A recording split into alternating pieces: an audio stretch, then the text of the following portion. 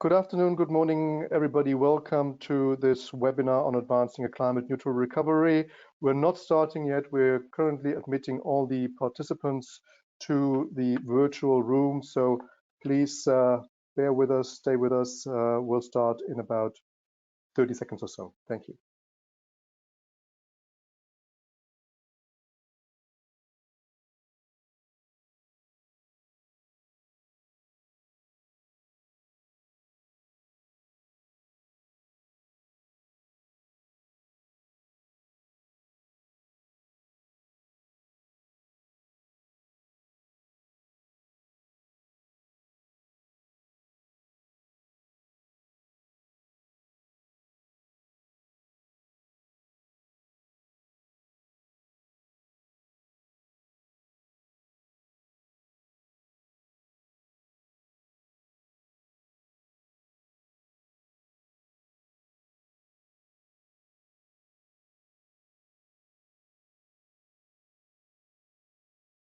So welcome everybody. We're still admitting attendees. I see here on my other screen the number increasing of people joining our virtual meeting room.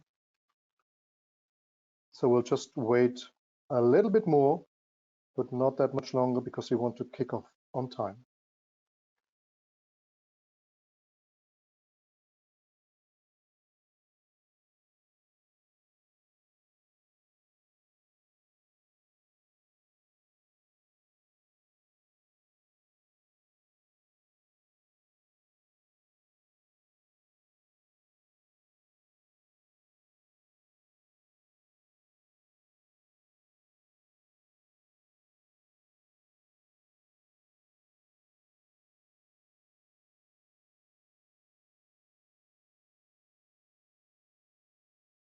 So let's start officially. Good morning and good afternoon again from my side. Welcome all to this webinar, Advancing a Climate Neutral Recovery, with speakers from the US Department of Energy, the US Department of Housing and Urban Planning, the European DG Energy, and the EU delegation to the United States of America. My name is Oliver Rapf. I'm the Executive Director of BPAE, a non-profit think tank based in Brussels, and I'm very happy to welcome you all and our distinguished speakers this morning or this afternoon, depending on where you are. Now, before we get started, I just would like to do the usual technical introduction in webinars, just a few housekeeping items to clarify everything. Now, first of all, I would like to say that all the participants' microphones, all the audience microphones are always muted. However, we would like to encourage you to interact with us through the question box, which you should now see on your screen. GoToWebinar has this control panel normally on the right side if you use a normal PC. It could look very different if you're working from an iPad or another tablet, but there is this control panel, and we would like to encourage you to ask any questions to the speakers through this little field. We will collect all the questions and we will try to cover as many as possible, though I will not be able to make a promise that we will cover all, but we will try to do our best. Second, also in this control panel, you will already find a download function where you can download the handout of today's webinar. It's the slide decks of the slides, which will be shown later by the panelists. And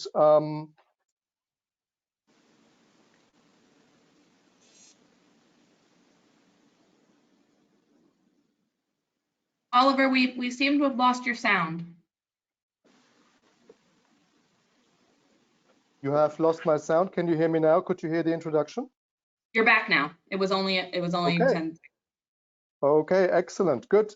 Well, let's jump over this little technical barrier. I just wanted to say, if you cannot hear me anymore properly, you can also dial in via the phone connection.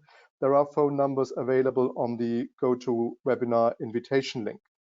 So with that, I would like to close my very short introduction on the technical settings of the webinar, and I would actually like to launch a very, very quick poll. We would just like to understand what's your background, where you're coming from, who are you representing? If you could just fill that in, that's simply interesting for us to see which people, which organizations we have in this. And if you want to provide any more details or your background is not covered here with these choices, then simply write it in the chat box and we will collect that as well. We can come back to the results of that a little bit later because I don't want to spend now too much time on the introduction. If we could go back to the first slide and launch the event. I'm very, very happy that we can welcome Michael Curtis, who is the Deputy EU Ambassador of the European Union to the United States of America. He's with the delegation in Washington, D.C. And Michael Curtis had a long career in the European Union institutions, and he worked in the team of the EU's foreign policy chief, Federica Mogherini, where he advised her on a number of important policy issues for the past 5 years, of course, including on transatlantic relations. And I hope, and I think it is a great timing with President Biden just having visited Brussels literally 2 days ago to re-strengthen the EU-US transatlantic relations. And I'm very happy that you could join us today, Mr. Curtis. Please, I would like to hand over the virtual microphone to you for welcome remarks. Thank you for joining us. Thank you very much, Oliver, and good morning or good afternoon to everyone on both sides of the Atlantic. It's great to see some familiar faces, Stefan and Paula in Brussels, colleagues. Oliver, yeah, given the week it is, I'm delighted to open this first transatlantic dialogue on energy efficiency and decarbonisation of the building sector. As you mentioned, on Tuesday, President Biden and EU Presidents von der Leyen and Charles Michel held the first EU-US summit in 7 years. Meeting in Brussels, they agreed on a roadmap for EU-US collaboration. Not surprisingly, climate was among the top priorities, along with, of course, economic recovery from COVID, solving trade tensions, and defending human rights and democracy at home and abroad. As a direct result of the summit, we have a brand new EU-US high-level climate action group to steer our collaboration. I think this is a significant development underlining our shared ambition to be net zero emitters by 2050 and to lead others to do the same. So it's been a good week for climate action and transatlantic cooperation, and I hope you're all feeling the wind at your back as we launch the first of 6 workshops in this series under the Strategic Partnerships for Implementation of the Paris Agreement. Today's workshop will discuss the overarching plans and investment strategies to boost energy efficient renovations in buildings and to achieve the Paris Agreement climate goals and to support sustainable economic recovery. This is important, and I applaud everyone for taking part in this exercise. I don't need to tell you how high the stakes are. As we emerge from the COVID pandemic, we have a once in a lifetime opportunity to make our presence on the planet less onerous to it. So we cannot blow this chance. A complete rethink is in order for how we build our homes and our economies to meet the array of daunting economic, social, and environmental challenges we face. So why are we investing so much time and effort talking about the building sector? Precisely because buildings consume 40% of all global energy and generate 1/3 of total greenhouse gas emissions in the US and Europe.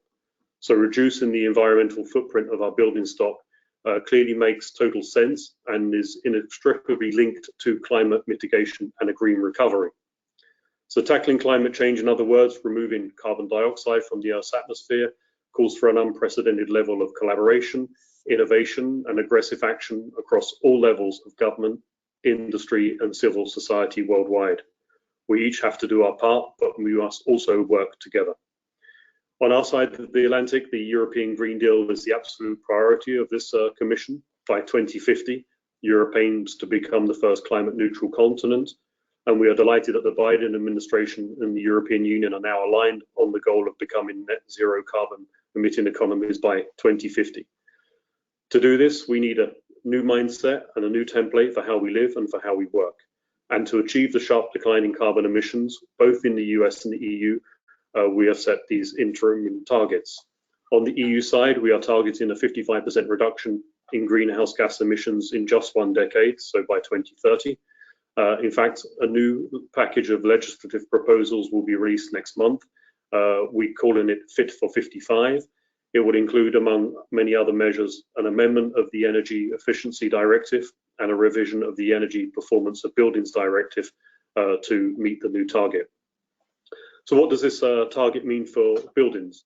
So to achieve the 55% emissions reduction target by 2030, the EU must reduce building greenhouse gas emissions by 60% within the same time frame. It's a tall order, but it's also an enormous opportunity. Another very important EU initiative to reduce emissions is the Renovation Wave strategy, published last autumn or last fall, that aims at improving the energy performance of buildings. The objective of the Renovation Wave is to at least double the annual energy renovation rate of residential and non-residential buildings by 2030, and to foster deep energy retrofits. My EU colleagues will speak in more detail about the strategy, which aims to renovate 35 million building units by 2030. But just let me add that in addition to reducing greenhouse gas emissions, stimulating building renovation can also open up far-reaching social, environmental and economic benefits. It can create new high-value jobs, strengthen industrial competitiveness and alleviate energy poverty. This is important because buildings are our homes, the places we work, study, play and live. If our built environment is healthier and more efficient, we will also be healthier. At last month's Better Building Summit, the Biden-Harris administration announced a series of energy efficiency and decarbonisation efforts for buildings that parallel Renovation Wave, and we support these aims. Indeed, particularly since Tuesday's summit, we can say that climate neutrality is an element of strength and convergence between the EU and US, and now more than ever, cooperation is of the essence. But as we all know, the real burden of action falls upon more local actors. The states, the cities, member states in the EU, in the US, and of course the private sector. These entities are the real drivers of change. So through this series of 6 transatlantic dialogues, we hope to generate some new momentum and engagement at all levels of government, in non-profits and the private sector, to unite under the common aim of rapidly decarbonising our built environment. So let me conclude. Only 3 short decades remain to achieve our shared target, net zero by 2050. We are the generation tasked with this massive undertaking. It cannot be postponed, it cannot be put off.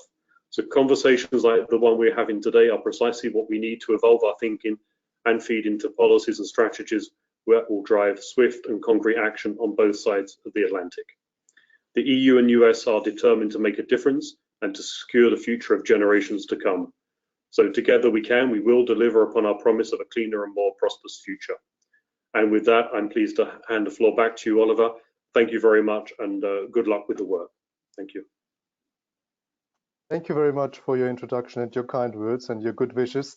You've clearly set the benchmark very high. You said a complete rethink is at order, and you pointed to the urgency which is highlighted by climate change scientists, which are currently in the process of concluding the 6th assessment report of the IPCC, which will come out later this year. And I'm sure it will give us new scientific arguments to, well, increase the speed of change and to set the benchmark as high as you said. I'm very happy that we are launching in this debate, that we are launching in this exchange about the most effective policies to reduce the climate impact of buildings and to link these strategies with the economic recovery from the COVID pandemic.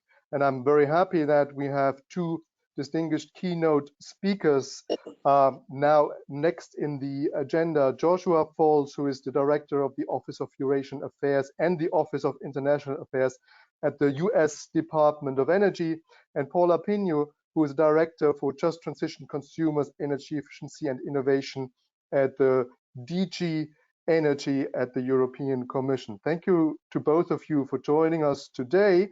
I think we will start with Joshua. At least this is what it says in my agenda. Thank you very much for changing the slide. Joshua, thank you for joining us. Please, the floor is yours for your keynote. Well, good morning to my colleagues here in Washington, and good afternoon to our colleagues in Europe. It really is a pleasure to be here, and I appreciate the opportunity to take a few minutes and share a few thoughts. Deputy Ambassador did a phenomenal job of setting out the framework that we're working within and the urgency with which we need to work within that framework. So I'll just focus on a couple things that are kind of key to Secretary Granholm here in the Department of Energy, and some of the things that we're doing to work through the challenges that are before us. And we could not agree more that this is a challenge that is for our generation to take up, and there is no time to delay. Secretary Granholm has been on the job just a few short months, and the first three things she said were do it and do it now. And so we are moving forward with all due haste. And another thing that she likes to say, and we often repeat, is the United States is back, and we're really happy to be back at the table. And we really appreciate the graciousness with which we have been received at so many of the forums from which we have had a brief absence. So I really appreciate the opportunity to be here today and to be speaking with you. So, as the Deputy Ambassador indicated, President Biden was just in Brussels, and that was an extremely important trip for us. It was the first trip that the president took outside of the United States, which indicates the level of importance that the president is placing on reinvigorating and bolstering the relationship that the United States has with our European counterparts. The overall theme for the summit was, building a renewed partnership. But again, it's a partnership that we see that has been, spanning decades and generations, and this is just our time to move that relationship forward. A big part, clearly, of the Biden-Harris administration and the charge that we have been given from our secretary here at the Department of Energy is to move forward through the energy transition. And how are we going to do this? How are we going to do this in a way that, as the Deputy Ambassador mentioned in his remarks, is people-centric, doesn't leave people behind? And the concept of the just transition is something that we're very, very much focused on. And when we're talking specifically about the buildings and the efficiencies that we need to gain and the way that we are going to change the way that we live and the way that we work, there's going to be a number of issues that we have to address in moving that forward. Partly that's going to be, undertaken by an uptake of renewable energies, stronger engagement to promote clean energy innovation, and greater energy efficiency. Here at the Department of Energy, we like to talk about the phrase addition through subtraction. We can use the efficiencies gained with technologies and better building codes to reduce the amount of inputs that we need without having to decrease the quality and the standard of life. We don't expect people to live in hotter houses and to go without warmth in the winter. But the efficiency gains that we're here to talk about today in terms of where we live and where we work and how we play, frankly, is what we want to do to increase the ability for us to maintain that global standard of living, to increase economic development, but not do so at the cost of our climate and our planet, which, as we all know, is in dire need of some assistance. As we make every effort to keep within a 1.5 degrees Celsius limit on global temperature, and simultaneously move from an economic recovery mode to reducing the environmental footprint, the building stock represents a tremendous opportunity on both sides of the Atlantic, here in the United States and in Europe. Secretary Granholm has said that America's path to net zero carbon economy leads straight through our buildings. And as the Deputy Ambassador mentioned, 40% of our nation's energy is consumed in our buildings. The pandemic is really brought about a significant change in the U.S. economy, and we will see, what of those changes will be lasting and systemic, and what of those changes will be temporary in nature. But I think, from our standpoint, the way that we do work here in the United States, I think, will probably be forever affected by the lessons that we learned in the pandemic and our ability to work more remotely, and the need to have buildings match the way that we are going to do work, both in terms of size, scope, and the way that they function. So By taking people off the road and reducing commute times, we're reducing greenhouse gas emissions in transportation. But if we don't mirror that in the way that we have our physical workspaces for the times that we do need to be in those buildings, we're missing a tremendous opportunity. In the United States, it's more than $1 billion in energy efficiency that's wasted every year because buildings are not as energy efficient as they possibly could be. And again, obviously, this represents a tremendous economic opportunity, not just a reduction in greenhouse gas emissions. And that's another thing that we really want to focus on, is the fact that this represents a tremendous economic opportunity. That reduction, the shift along the energy efficiency grid and the energy efficiency arc is really an opportunity to retool workforces, to provide jobs that are meaningful and sustainable moving forward. And again, this really gets to the heart of the people-centric nature of this transition. People are the things that are going to drive this transition, and people are the things that are going to be affected. So we really are focusing on how this is going to affect the populations here in the United States and with our colleagues over in Europe. In the United States, we've got a lot of work to do. Less than 2% of commercial buildings and 0.2% of residential buildings receive energy-related retrofits every year. So it's very, very small in comparison to where we need to go. And it's going to be, as the Secretary has said, an extremely important part of achieving our 2050 net zero goals. Retrofitting and modernizing our nation's buildings is an opportunity that the President is certainly aware of. The President established a specific target for the United States in the building stock's carbon footprint to be reduced by half in 2030 by creating incentives for deep retrofitting and to combine appliance electrification efficiency and on-site clean power generation. It's a holistic picture that we have to look at, and there's no way that we can do it in isolation. And I really appreciated the Deputy Ambassador's remarks in terms of how we're going to have to work together to achieve this. Nothing is going to be able to be done in a stovepipe manner. This is a global problem, and if we don't address it in a global manner, individual, kind of parochial efforts will not lead us to the outcome that we're looking for. The America Jobs Plan that the President has laid out is a massive, massive part of how we're going to move forward with retrofitting our buildings, and really the cornerstone of what we're going to do in terms of creating new jobs, new manufacturing, and spurring the ability to create new cooling technologies and new energy efficiency technologies. Recently, to put America back on the path to recovery, net zero emissions, the Department of Energy, and specifically the Department of Energy's Office of Energy Efficiency and Renewable Energy, has identified the reduction in carbon footprint of buildings as one of the most pragmatic things that we can do in reducing carbon emissions. Last month, Secretary Granholm announced 5 new DOE investments and initiatives that will help unlock innovation for cleaner buildings, preparing a stronger and more skilled workforce, and moving the entire human element of this further along the transition path. These 5 new initiatives reflect the latest example of DOE's whole building approach to transform the construction, renovation, and operations of buildings and appliances, as well as empowering workers who maintain them and the employees who have to use them.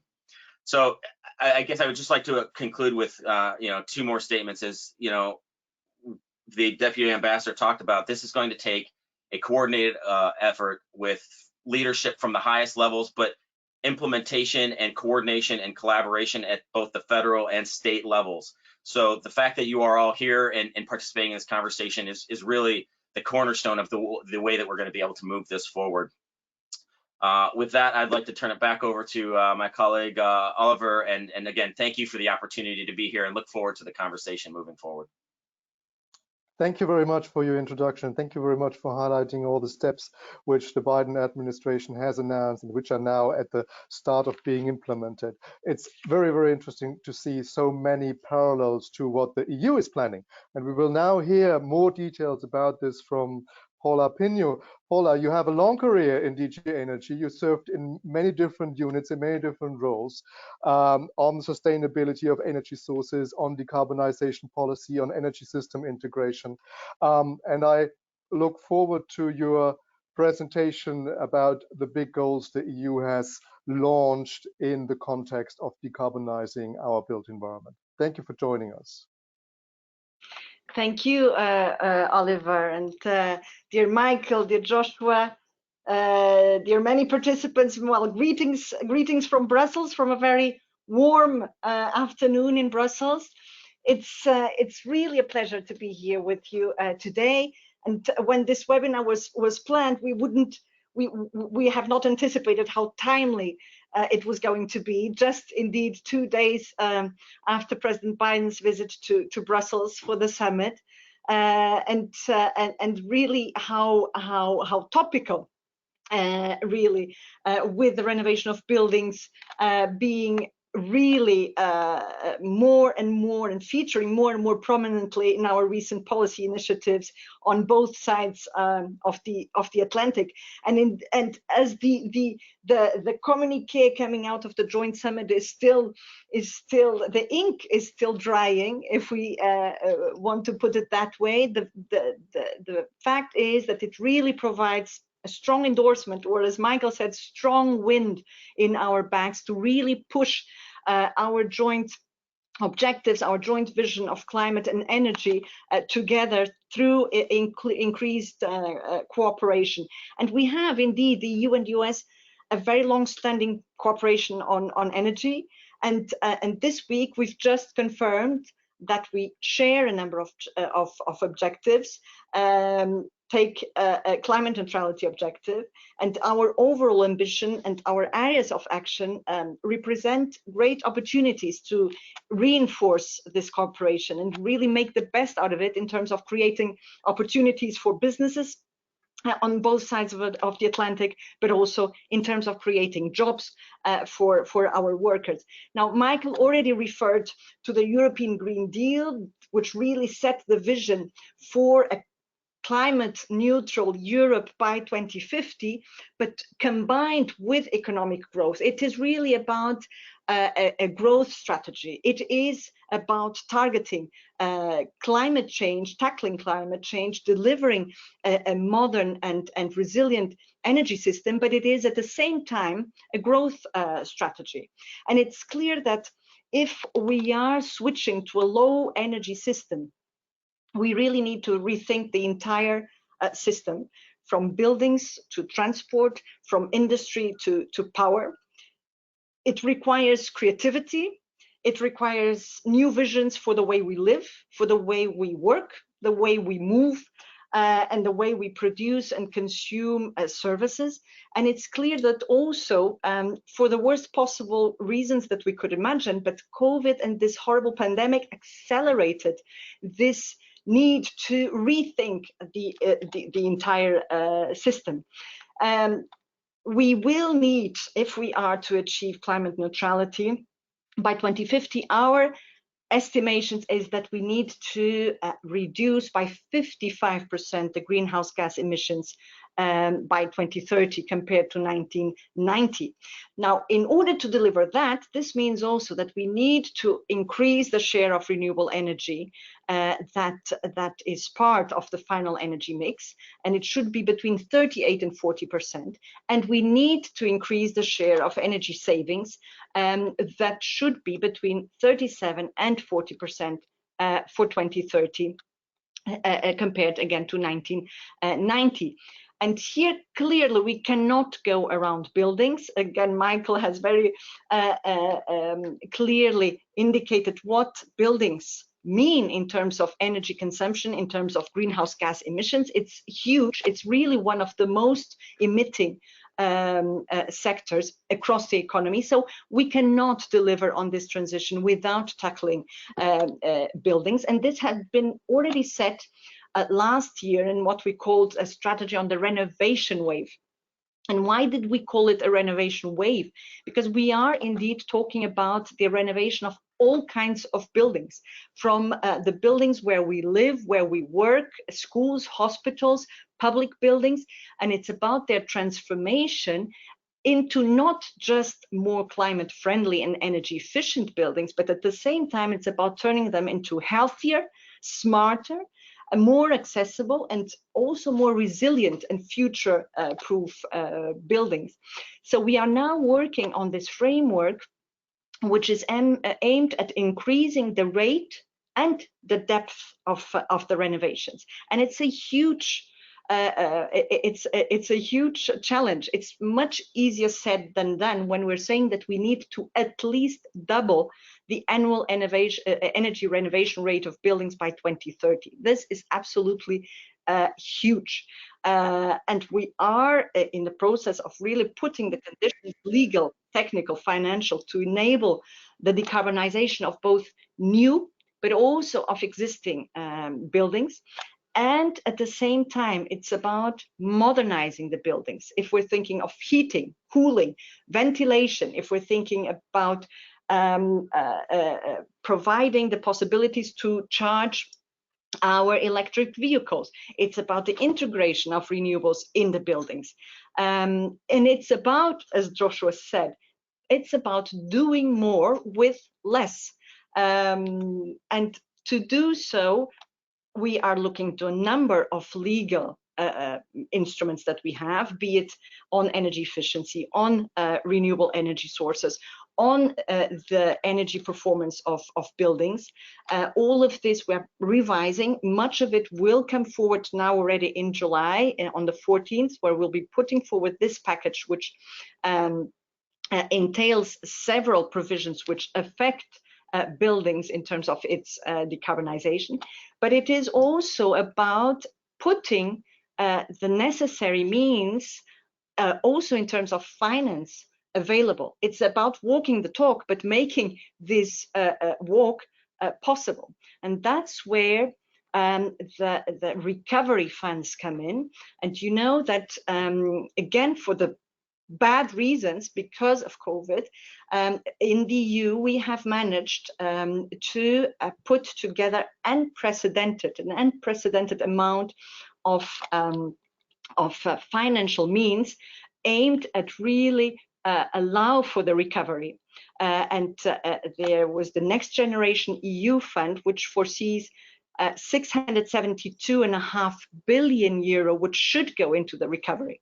And it's very interesting to see that already last year, when we were preparing and gathering support for such an unprecedented fund, there was a very timely report from the International Energy Agency, which referred to the role that buildings and building renovation would play in the recovery of our economy, precisely because it not only leads to its decarbonization, making really buildings future-proof, so the famous slogan, building back better, but it's also prone to creating jobs and to really strengthening our competitiveness. And obviously this applies both to us in the EU as to the US.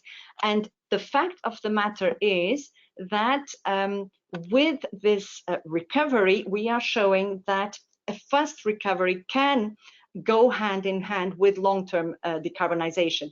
We have started receiving the recovery plans from all member states of the European Union, where basically member states set out how they plan to invest these funds, and there are very clear indications also, even in terms of minimum amounts of the total fund, which should go into a clean energy and climate friendly investments.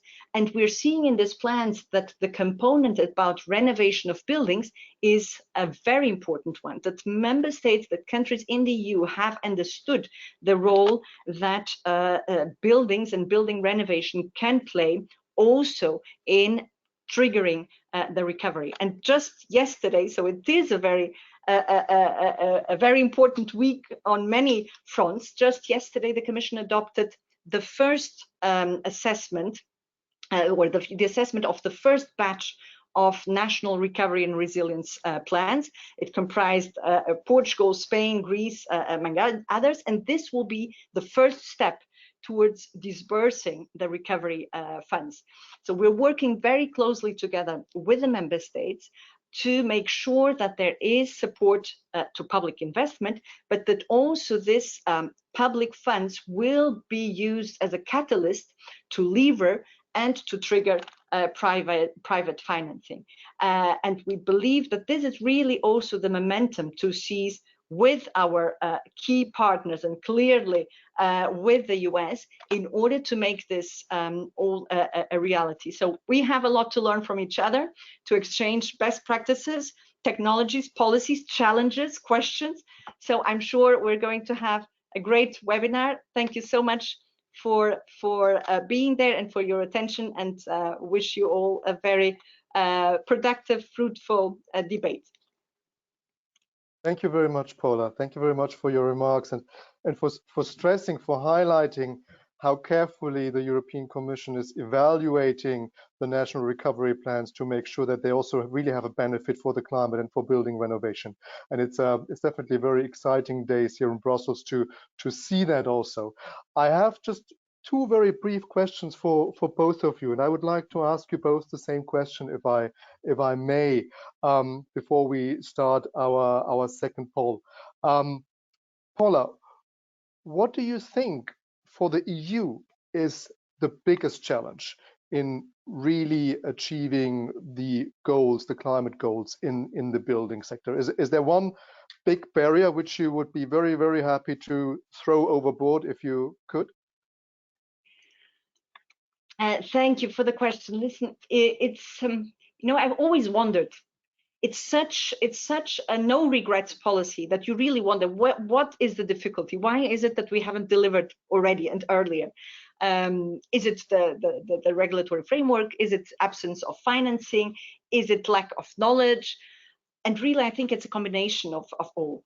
And what I think now we have really a momentum that we did not have before, where all of this comes together, where not only we're looking into exactly what have been the barriers so far to making the renovation of buildings a reality, but we are also accompanying it with the financial means, and also with the visibility that is required.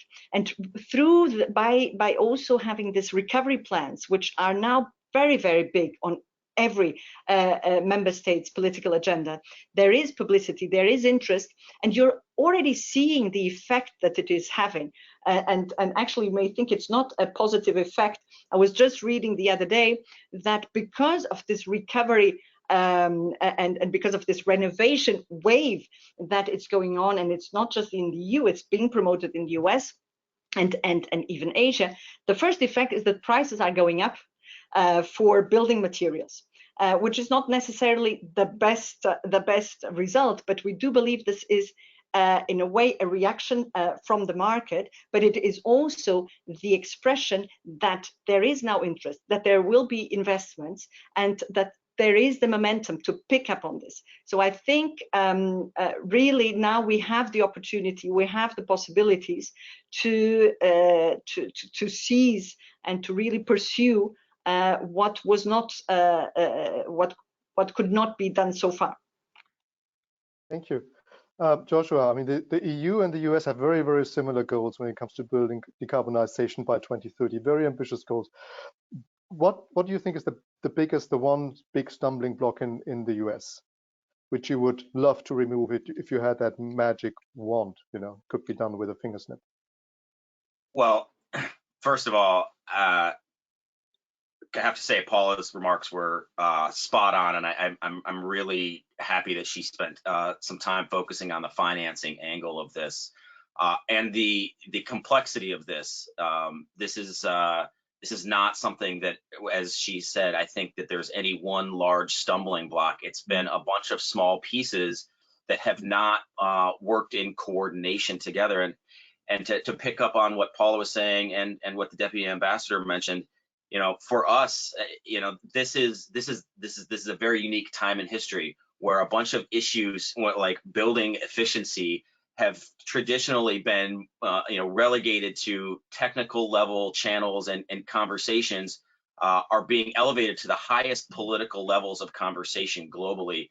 And that interest, I think, is going to have a tremendous transformative impact on our ability to do things like stitching together regulatory frameworks that are encouraging for new relationships with the public and private sector, and innovations that can be deployed to achieve our 2050 net zero goals, and the financing to unlock all of those things. And there is a role, I think, as Paula mentioned, for governmental institutions to encourage that financing and to provide the kind of steady hand at the back of industry, which is really best positioned, in our opinion, to move these things forward in terms of the innovation and how best to do it. But that overarching kind of political will at the highest levels, I think, is really going to have a tremendous trickle-down effect. So it's incumbent upon all of us to make sure that we can run fast enough to keep up with the opportunity, the political opportunity that we have at this point, to unlock all of the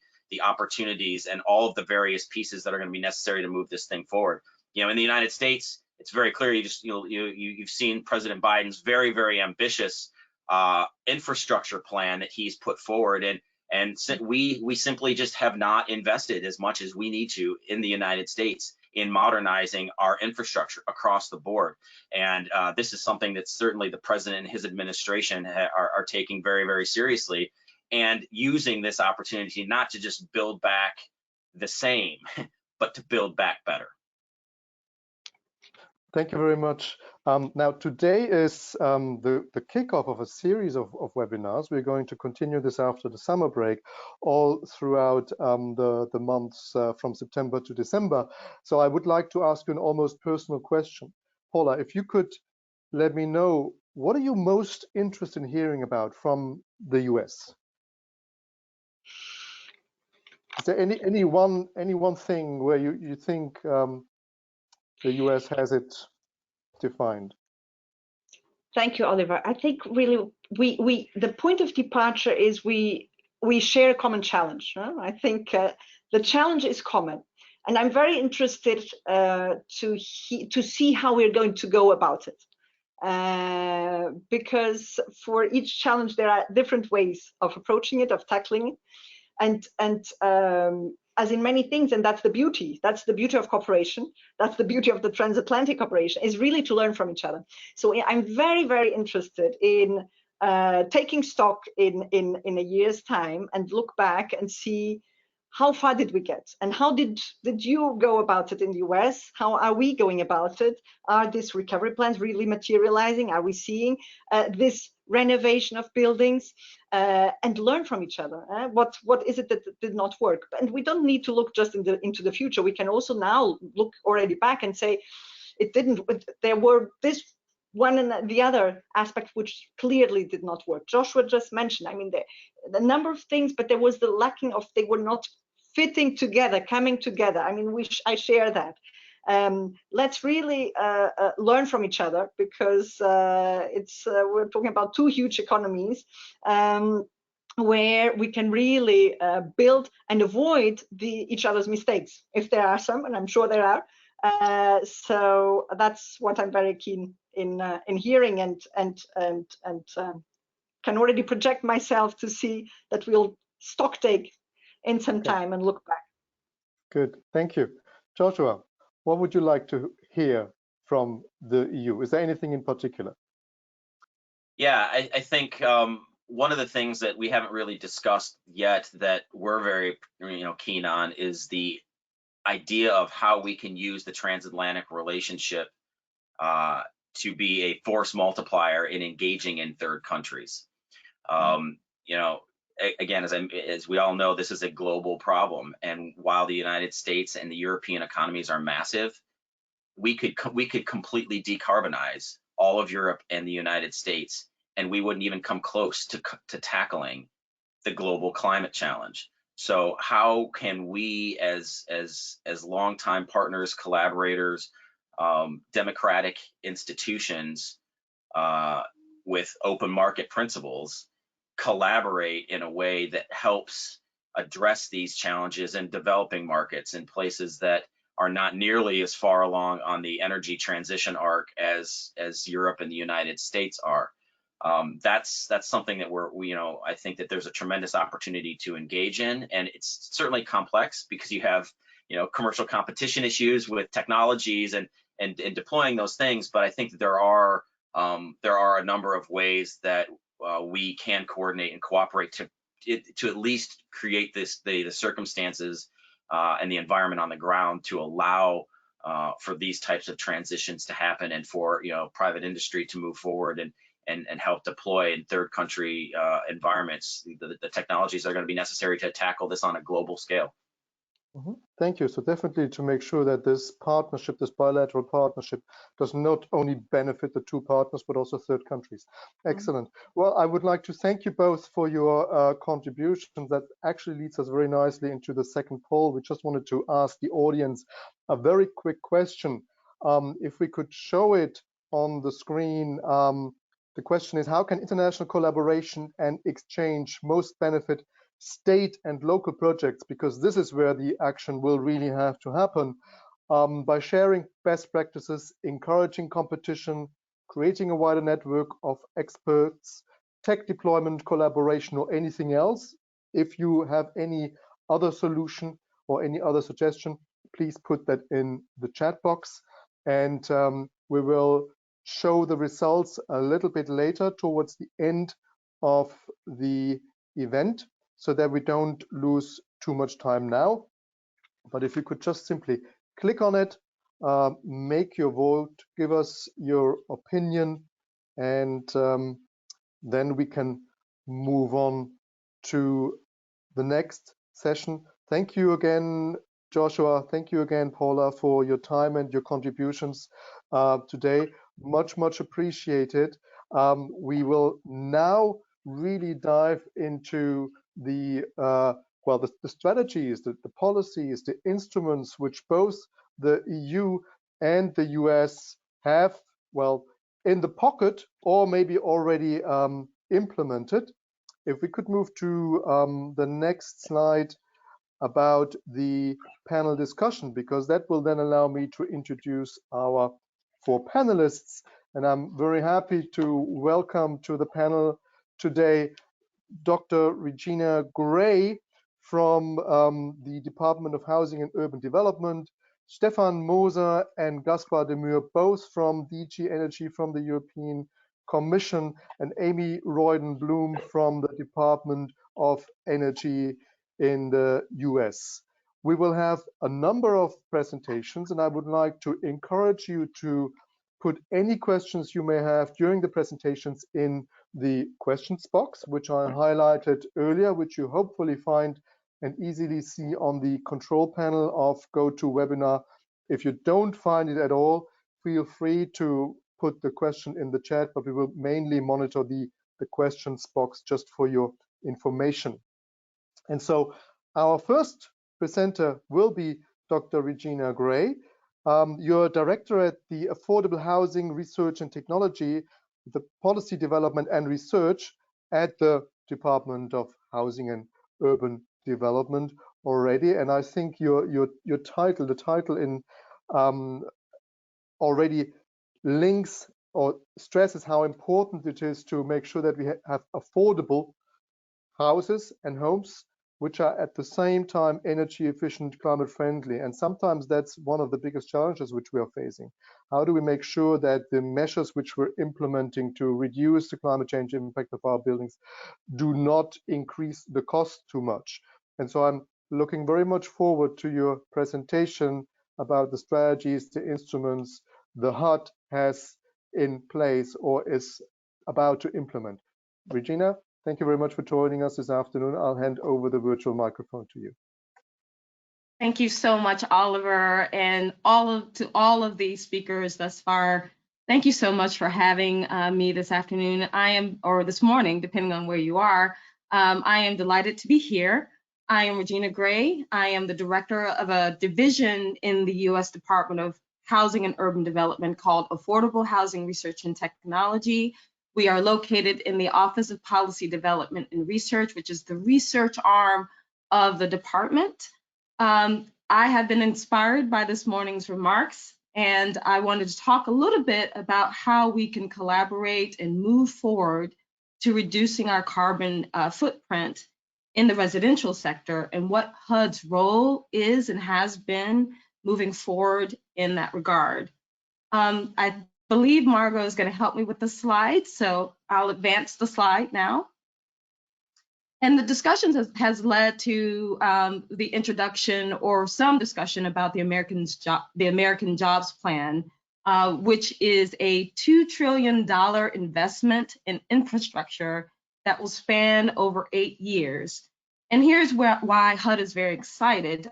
We are one of several federal agencies that are going to be responsible for moving the ball forward and addressing how we can reach the 2030 goal of reducing carbon emissions in our federal building or federal residential housing stock by half by 2030.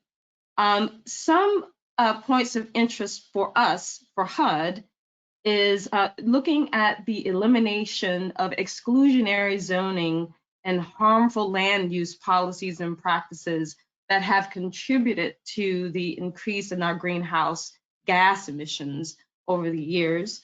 Another key goal or interest for HUD is the rehabilitation of more than 500,000 homes that we oversee or that we manage for low and middle income home buyers. We are also interested in addressing the long-standing public housing or public housing capital needs. We have a very large public housing stock in this country, which emits a great deal of carbon emissions. Up to 50% of all federal buildings emit a great amount of carbon emissions. And to begin to address that and reduce our carbon footprint is going to require us to make some investments in retrofitting and the rehabilitation of public and assisted housing.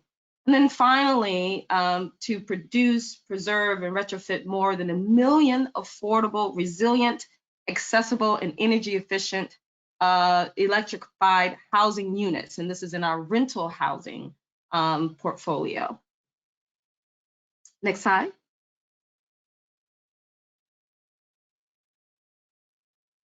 So in order to achieve our goals, it requires that we work across silos within the U.S. Department of Housing and Urban Development. And we couldn't get a lot of the work that we've been doing in this area if were we not working to break down silos and work together in a collaborative fashion to address in how we can reduce our energy efficiency or energy consumption in the residential sector. So one of the offices that we work very closely with is the Office of Economic Development that is located in our Office of Community and Planning Development. The Office of Economic Development coordinates and supports energy reducing strategies and green building goals and initiatives for HUD. The Office of Economic Development works with HUD program offices, PD&R is included among them, and other federal agencies such as our friends at the U.S. Department of Energy to lower HUD's annual estimated $6.4 billion in utility expenditures for public and multifamily assisted housing. So some of the activities that the Office of Economic Development are engaged in is a program called Renew 300, which aims to have 300 megawatts of renewable energy in federally assisted affordable housing units reduced by 2030. HUD's target is triple the amount of the original target that we had originally set years ago. This is a new target that we think will fall in line nicely with HUD's broader energy reduction goals. There's someone mentioned the Better Business or Better Buildings Challenge, the Multifamily Better Buildings Challenge, which is our partnership with the U.S. Department of Energy to increase the efficiency of multifamily rental housing by 20% across a partner's entire portfolio through the Better Buildings Challenge. So it's a competition to work to reduce the efficiency of multifamily, the energy consumption in multifamily projects by 20%. As well, the agency has a priority goal, which is to address energy efficiency in healthy housing and advance healthy housing in that way by looking at HUD's program, how we implement and monitor HUD's energy-related agency priority goal under the Department's strategic plan. This goal is tracked through HUD STAT, which is the Secretary's quarterly initiative to drive improved performance on HUD priority goals. So tracking our results and keeping up with how much we are spending on HUD utilities is going to be very critical in reducing our carbon footprint. And we do that by engaging in what's called utility benchmarking and improving our data access so that we can get improved data and more quality, reliable information on the needs, our utility needs in public and assisted housing, as well as how much we're spending, the types of work that we're doing in housing. That's just not single family, but multifamily housing to reduce our carbon footprint there. So HUD is working with utilities across the country to make it easier for housing providers to request and receive data on energy consumption and costs to help HUD, housing providers, and residents manage costs, identify energy efficiency improvements, and track portfolio performance across the entire public and assisted housing stock. Next slide. So talking about HUD's energy efficiency framework, we think that this framework is going to be also important for moving the ball forward in terms of reaching our goals. HUD has developed energy action plans, which aim to lower utility costs and boost energy efficient, innovative practices within the our existing programs and regulations, and is committed to supporting energy efficiency in 4 key areas. These areas include increasing energy efficiency in HUD-assisted or HUD-financed rental housing, which includes public housing. The second key area is expanding the use of the Federal Housing Administration's role in providing innovative mortgage products like the energy efficiency mortgage to help families do some renovations of their homes. The third key area is providing technical assistance across all of our programs and to nonprofits and faith-based organizations for how to address energy efficiency and reduce energy consumption in housing. And then the fourth key area is to continue HUD's role in improving our research and development and looking into new and innovative technologies that are meant to reduce energy use in the residential sector. Next slide, please. So I talked a little bit about breaking down the silos that exist within HUD, and that is necessary because we work across all program offices to support reducing energy consumption in our programs. We work very closely, for example, with our Office of Public and Indian Housing on projects around energy performance contracting, our work with what we call one of our programs, Hope 6 in Choice Neighborhoods, which focuses on improving neighborhood conditions and addressing carbon emissions in our neighborhoods, whether it is promoting more bikeable, walkable communities or neighborhoods. We also have a public housing capital fund, which addresses capital needs in our public housing stock, and other programs that are supported by our Office of Public and Indian Housing. I mentioned our Office of Community Planning and Development, which is where our Office of Energy and the Environment resides. Here's where we do a lot of our work with the Department of Energy, and as we will hear a little bit later on in the session, the importance of our weatherization partnership with DOE and promoting a high performance buildings, not just residential, but also federal buildings and others in in and around the country. We work closely with our Office of Multifamily Housing Programs, again, on capital needs assessments. We have a major initiative called the Energy Innovation Fund, which we look to help invest in weatherization of our multifamily housing stock, and in other programs, such as the affordable housing preservation programs that we have, and the green retrofit mark-to-market program that we also sponsor. And then finally, from our Office of Single Family Housing, we have a series of rehabilitation programs, the 203K rehabilitation program. I also mentioned the energy efficient mortgage as one of the products that FHA has been looking into in the single family housing market. We have also Department of Energy's home energy scoring system that we work very closely with the Department of Energy to advance, and other programs that support energy efficiency reductions across programs. Next slide. And I mentioned before, we have produced a series of energy efficiency reports. Every 2 to 4 years, we are responsible for reporting to Congress on our progress.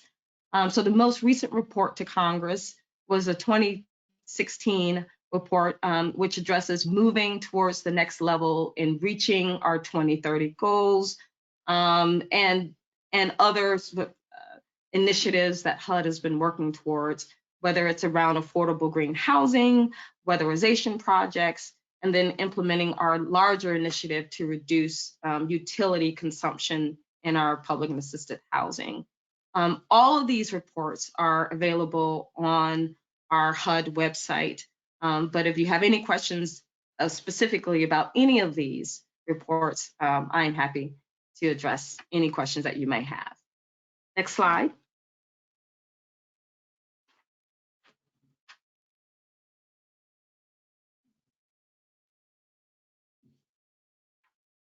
Okay, so we have been grappling with several conservation measures that we think will help move the ball forward in addressing energy consumption and reducing consumption in our public and Indian housing. So what are some of the common motivations that are helping us move the ball forward?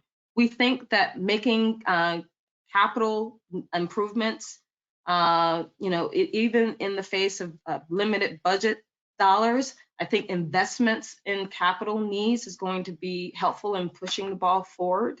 I mentioned reducing utility expenses in our housing portfolio, reducing repair and maintenance costs across all of our housing buildings, whether private or publicly operated and managed. Providing technical assistance and training for building operation personnel. This is a big one, improving indoor air quality. A lot of the carbon emissions from the residential sector are attributed to heating, cooling, and other measures to address or to advance indoor air quality. So improving indoor air quality is going to be a major lift. And then finally, creating an incentive structure to encourage more industry participation in reducing energy efficiency, whether that is through our work with energy service companies or other approaches across the board that we have been grappling with and looking into. Next slide.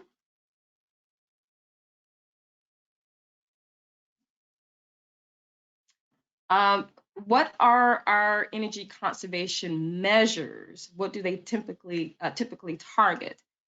We typically target appliances. So upgrading appliances is a major step. In the US, the US Environmental Protection Agency's Energy Star rating is probably one of the most, if not the most well-known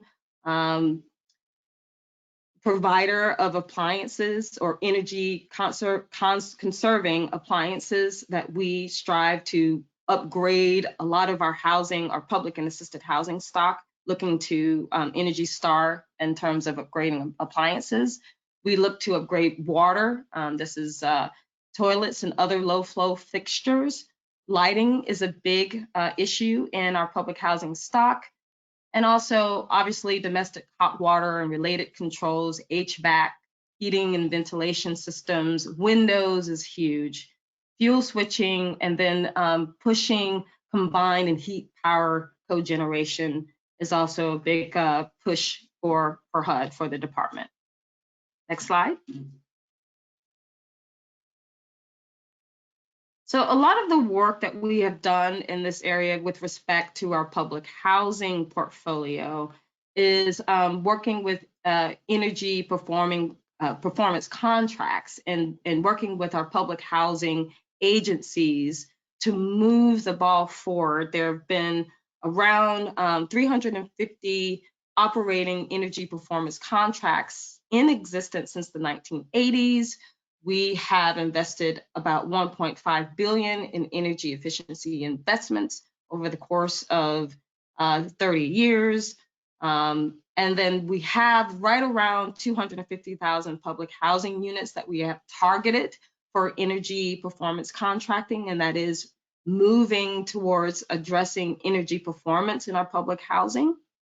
And moving that ball forward, we believe that we can use EPCs as a vehicle for making much needed improvements in public housing. Next slide.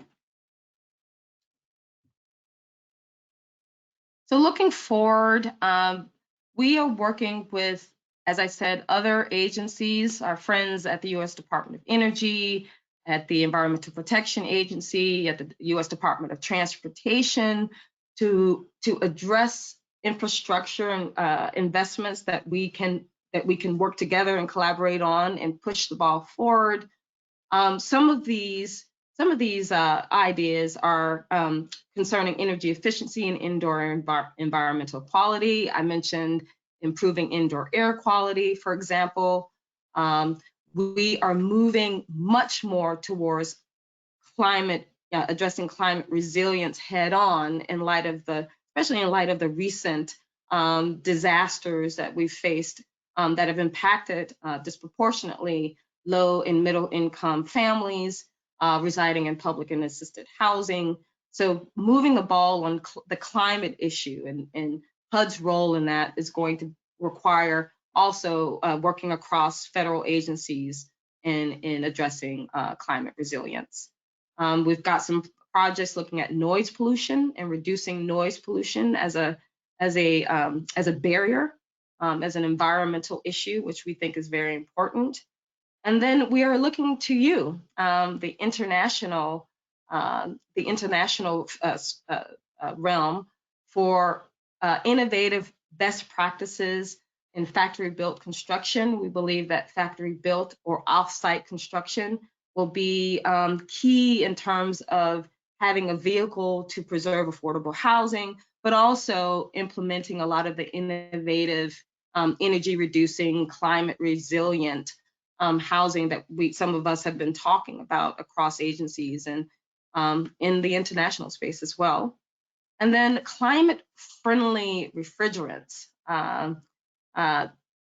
We think that this is an area, apart from electrification, for example, where we can learn a lot about reducing energy in residential housing, in the residential sector in general. So these are sort of the few of the areas that we've been looking to advance collaboration in. Next slide. As I said again, I'm happy to answer any questions that you may have regarding any of the issues that I raised today. It was a pleasure talking to you today and discussing the work that HUD is doing and our collaborative approach to meeting our climate and energy reduction goals. So thank you very much, and I look forward to answering your questions.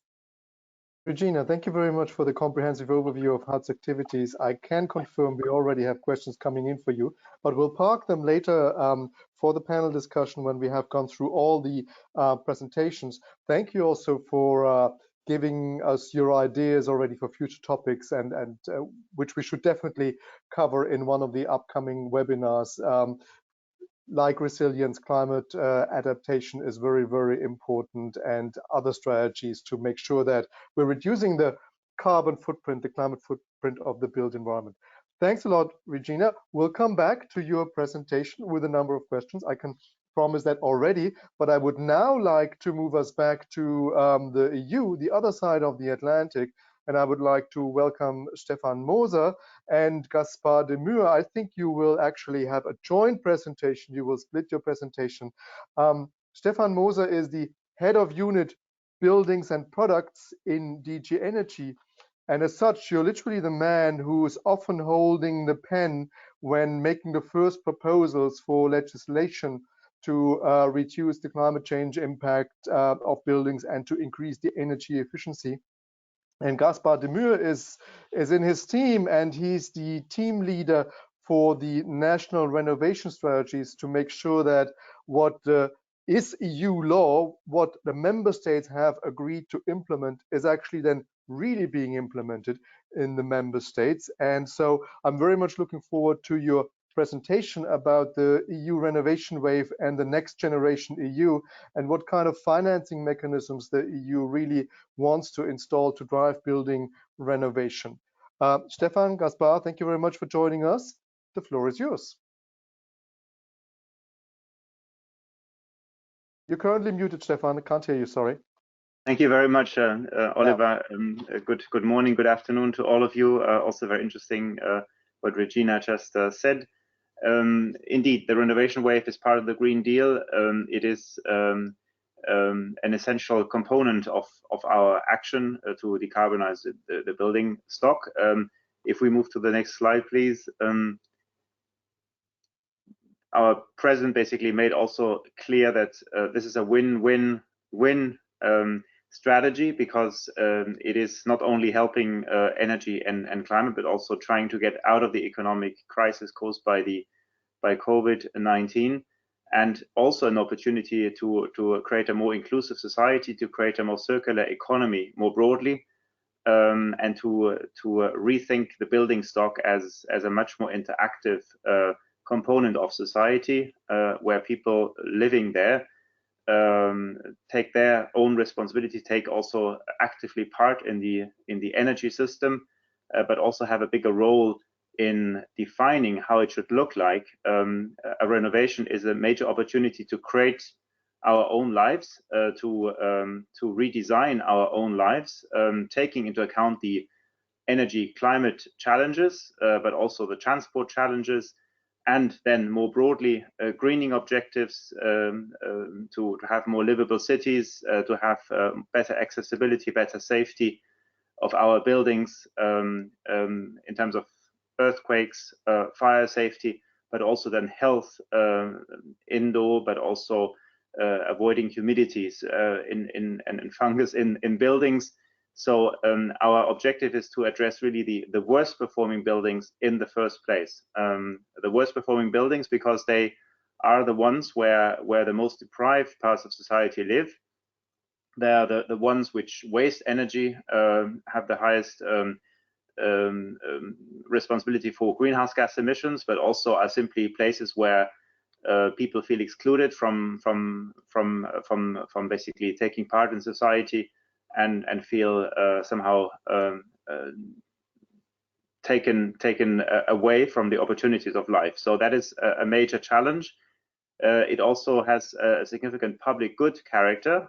So we cannot count on those people in worst performing buildings to help themselves. There will be some benefits, of course, in reducing costs for heating and cooling of those buildings, but many of the advantages are really advantages of society. So this justifies the use of public money to a large degree. If you move to the next slide, please. We need this large-scale transformation, really. Buildings have become much more, and in the future probably will remain so, a focal point of daily lives for teleworking, but also a classroom and a center of online activities. There will be less commuting in the future. This, of course, is good in principle for reducing greenhouse gas emissions and congestion in the cities, but also the need for transport fuels. But it will require an upgrade in terms of livability and comfort and functionalities of our buildings in which we are.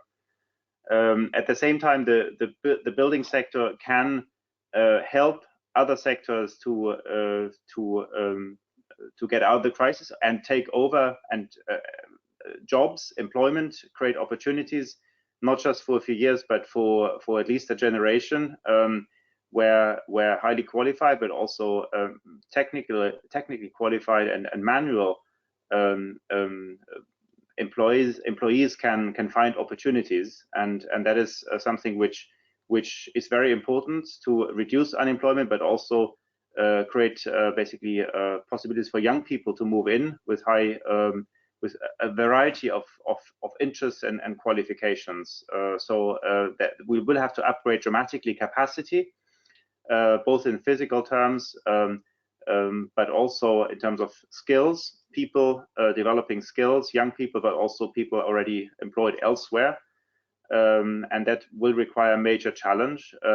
We need to digitalize the sector much more, ensure overall a higher performance of the sector, and to industrialize it to a large degree, while of course also having local jobs being created and an opportunity for local companies, even smaller and medium-sized companies. So that's really an opportunity which we see. Paula, in her previous statement, said, of course, this creates also short-term reactions on the market. If we increase demand of products, there will be also an increase in prices. We see that as an investment signal in the first place, in order to create more capacity, to develop also alternative solutions, nature-based materials, rely on innovation and development to exploit the whole range of building materials.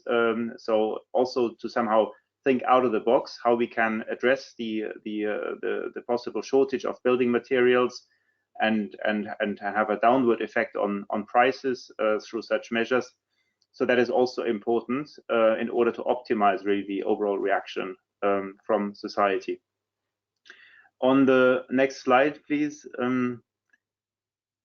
You see that we, and that was already mentioned, buildings as one of the largest energy consumers, and that in the EU at least, about 3/4 of the building stock is considered energy inefficient, but will remain in place to a large degree by 2050. So we cannot rely on new builds. We will also have to develop policies on new builds, but we primarily have to upgrade dramatically the renovation efforts.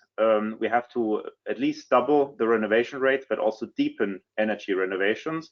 And by that, we would not only renovate about 25 million buildings, as it would have happened without increased efforts by 2030, but 35, so 10 million buildings more, and also create a significant number of additional green jobs in the construction sector, but also in the broader society linked to buildings. So that is a major opportunity and stimulus to reduce unemployment, which in parts of Europe is very important. And as I said, create new opportunities even elsewhere where some sectors may not have exactly the same future as they were hoping for before the economic crisis. On the next slide, please, you see a bit what are the headline political targets. So at least double renovation rates in the next 10 years, and also increase energy and resource efficiency more broadly. It is very important to have a holistic approach, life cycle approach to buildings. We see that together with digitalization and the circular economy, so reuse and recycling of materials, avoiding waste, urban mining to basically make sure that the materials from demolition or renovations will be as much as possible reused and recycled, so that we don't landfill them and waste them. This will also help reduce the pressure on resources from renovations and also, of course, new builds. And there we will have to rely really on increased efforts and also innovation how to do that. But we also need to have data, knowledge, and make sure that data and knowledge is not lost. But there's an inventory being made of what is actually in a building. It's not basically that you wouldn't consider a building which is partly torn down or renovated as something which you throw away, but rather as a kind of input factor to the economy, and really have a deeper consideration of the opportunities in that respect. So that will be important, that we think out of the box, that we develop new business models also, and use all the opportunities in that respect to manage somehow the pressure on the environment, on the economy, and on resource use. On the next slide, please. You see some of the focus areas, or the focus areas of the renovation wave. So one of them is decarbonize heating and cooling. So to look for the most innovative solutions, but in particular get out of fossil fuels to the largest degree possible, and deploy renewable energy. Having also emphasis of the most efficient appliances. So there, the link to products policy, which also Regina mentioned. Then as a further focus area, very important is to address the worst performing buildings and tackling poverty, energy poverty amongst that, but poverty more broadly, because it's also about living conditions and social inclusion. And then as a further focus area, the public buildings and social infrastructure, which provide also otherwise services to society. So it's not just about energy and climate, it's also about the quality of education services, of health care services, and administrative quality. Of course, social care, homes, for instance, also would fall under that. So in that respect, we call basically on the member states to think across the entire range of buildings which they control in order to optimize the investment opportunities, that you basically spend the money where it has the biggest impact overall on energy and climate, of course, but also on where the biggest needs are identified, where, for instance, you have derelict schools which simply are not anymore up to date, or where hospitals would be no longer up to standards with today's requirements. Many of these buildings date from the 70s or 60s, were built at the time with the best possible knowledge and will, but simply are outdated and do not provide anymore the services to citizens as they deserve them today. And for that, we have developed a set of policy measures in the renovation wave, but also funding tools and technical assistance instruments to really break down the existing barriers throughout the renovation chain. So really from the very start, from the conception to the funding and completion, to go through the entire cycle of a renovation, and in particular in relation to advice, because one of the most important barriers is information and knowledge, and to overcome this natural reticence to of anyone. Do I really have to do it now? Am I in control? Can I manage this? Do I know enough? Do I have enough access to funds? And do people help me? This is simply a fact of life, that you have resistance if you don't do it on a routine basis. You are insecure, and for that you need advice, which is being provided by, of course, online tools, but also person-to-person advice at the local level, really. And that is what we are trying to put in place together with the member states at local and regional level, that you can have a place to go to get all the advice. And it will be important also to not to be left alone in terms of doing your own renovation of your individual house, but rather think and work together with your neighbors in neighborhoods, in districts, and to create also a higher level of aggregation and have higher volumes, which help then also in terms of professionalizing the advice, and also having bigger financing volumes, which make it easier to manage and to overcome the transaction costs and reduce the transaction costs. So that is something which we are going to promote very much so, neighborhood approaches, district solutions, in order to have a more systemic response to all that.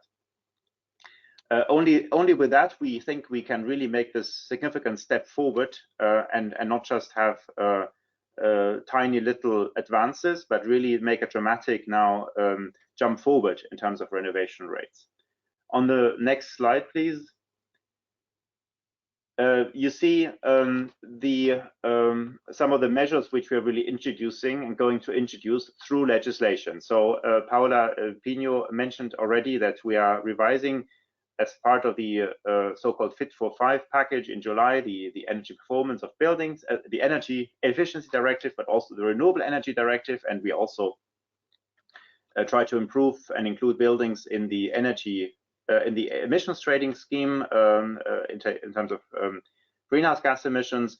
But for the Energy Performance in Buildings Directive, which is basically the most specialized instrument at European level to address buildings policy, we are going to introduce in a phased manner, so and also targeted manner, mandatory minimum energy performance standards for existing buildings.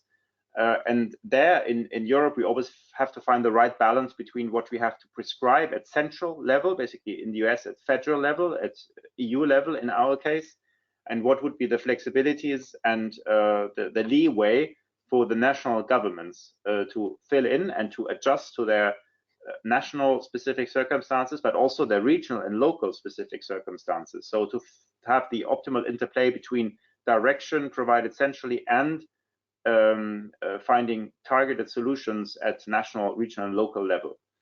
So that is something which is crucial. It is probably the most important measure to increase the renovation rate and depth.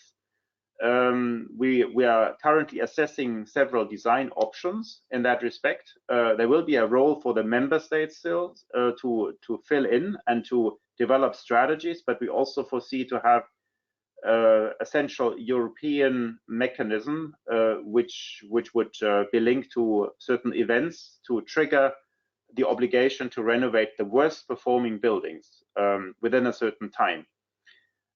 Also, we would like to introduce deep renovation standards, which would help financing and define what actually that is. What do we understand by a deep renovation?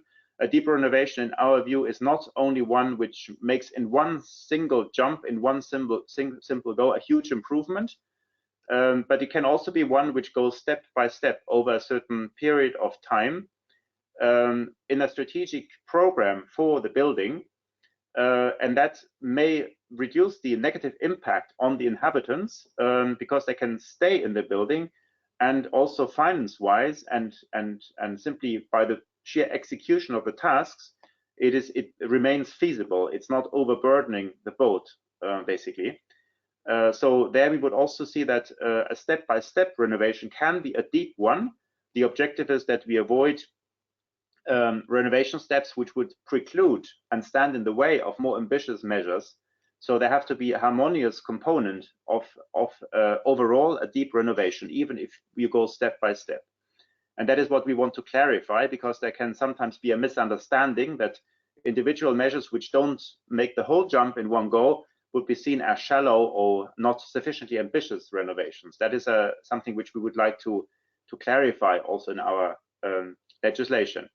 And for that, we need building renovation passports, which basically set up an individual program for individual buildings or building types or neighborhoods, where you would get clarity and then have a strategic document where you know which steps will be taken when and by whom.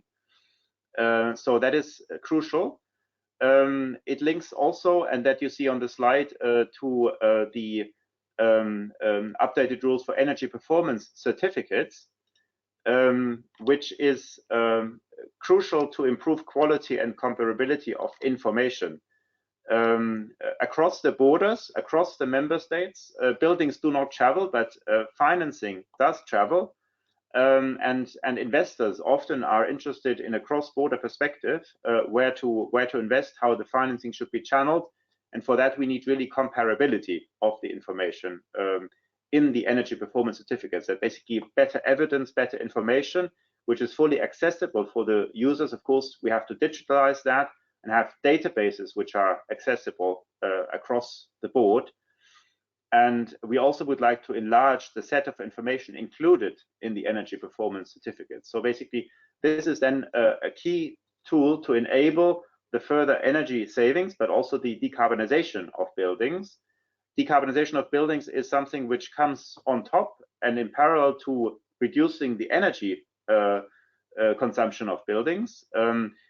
We would like to introduce also a carbon metrics in addition to the energy metrics which we have currently.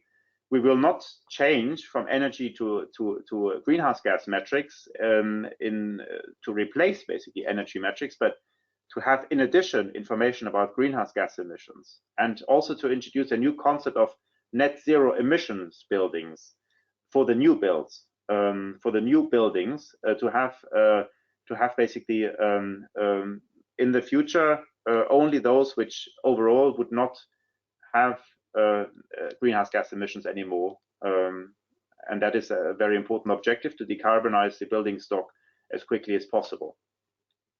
We also need to accelerate the modernization of buildings and of the management systems.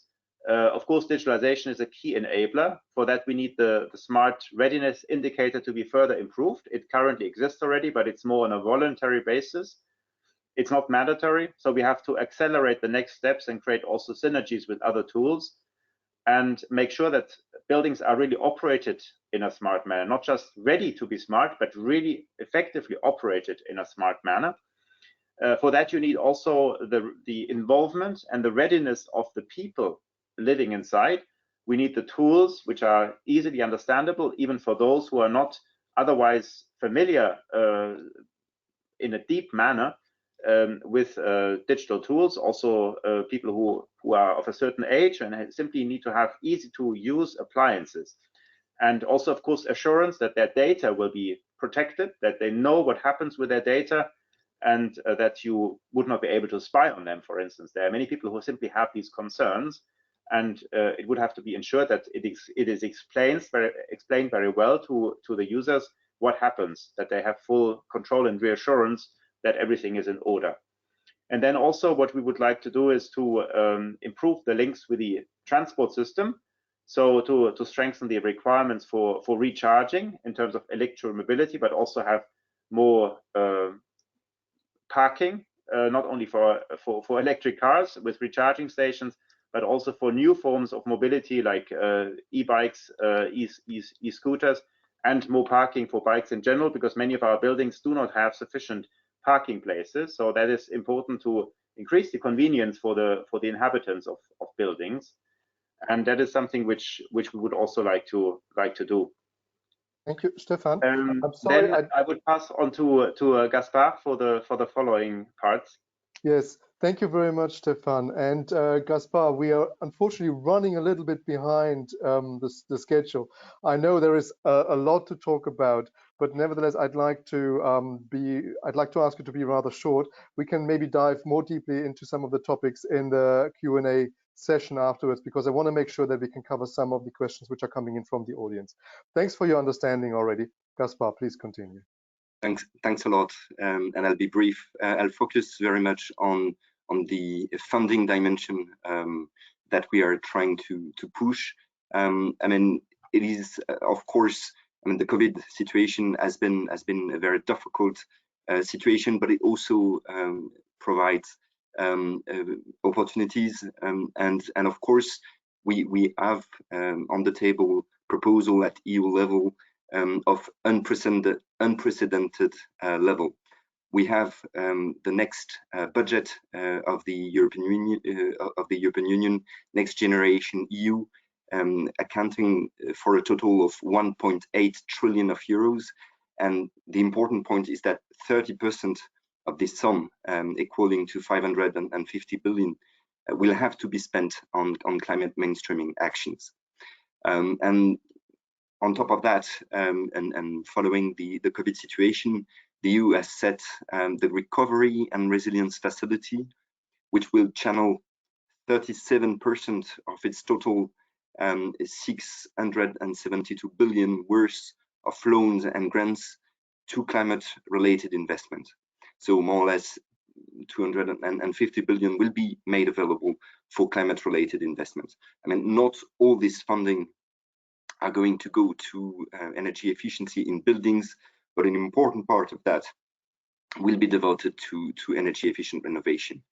This is actually what we are experiencing when analyzing the plans, the national recovery and resilience plans coming from member states. We are in the middle of that process, approaching the moment when we will be able to release the money.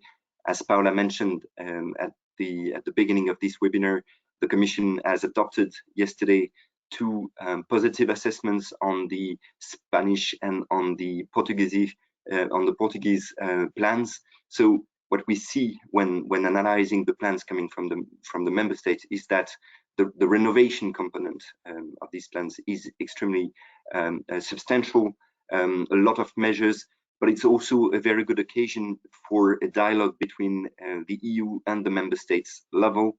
We are sharing best practices coming from other plans.